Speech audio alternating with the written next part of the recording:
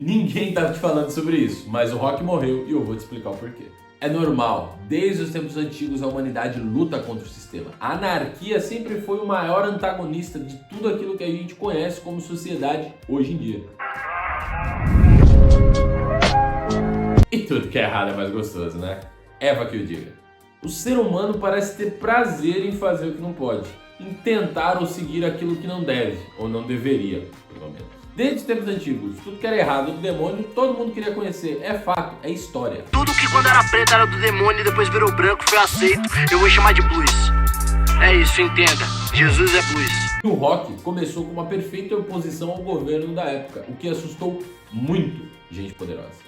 Até mesmo a Igreja Católica, é uma tentativa de parar o rock, essa antagonização, essa coisa que estava crescendo, que ninguém queria, declarou o rock como do demônio, um inimigo à sociedade, coisas assim. E isso só fortaleceu os caras ainda mais, fazendo com que as pessoas que hesitaram a pular nessa nova onda no começo tivessem ainda mais vontade de conhecer aquilo que era perigoso, perdido, que não se devia ir atrás, fortalecendo os caras, deixando o cenário do rock cada vez mais importante a cada geração nova que chegava.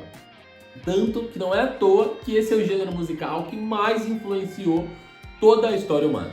O gênero que basicamente moldou a nossa geopolítica atual, seja através de protestos, de críticas ou de eventos como Woodstock. Tudo isso mostrou o poder que algumas pessoas juntas e um ideal pode ter. Mas após isso, uma pequena coisa que ninguém esperava aconteceu e o rock tomou um baile. O suposto errado que ninguém queria saber, que o rock era completamente associado, sem motivo nenhum, a todo momento, se tornou normal e banal hoje em dia. Coisas como guerra, terrorismo, dores e aflições se tornaram coisas normais no dia a dia. Não mais a música do rock trazia uma oposição contra aquilo e simplesmente uma forma de expressão daqueles tempos tão ruins, era simplesmente o dia a dia. E o que era errado e tão peculiar se tornou normal. Até mesmo a oposição à igreja se tornou normal hoje em dia. Se antes o rock condenado por ser do demônio, hoje em dia você pode ser condenado por ser da igreja. E eu nem estou falando de países que não aceitam cristianismo ou outra qualquer religião.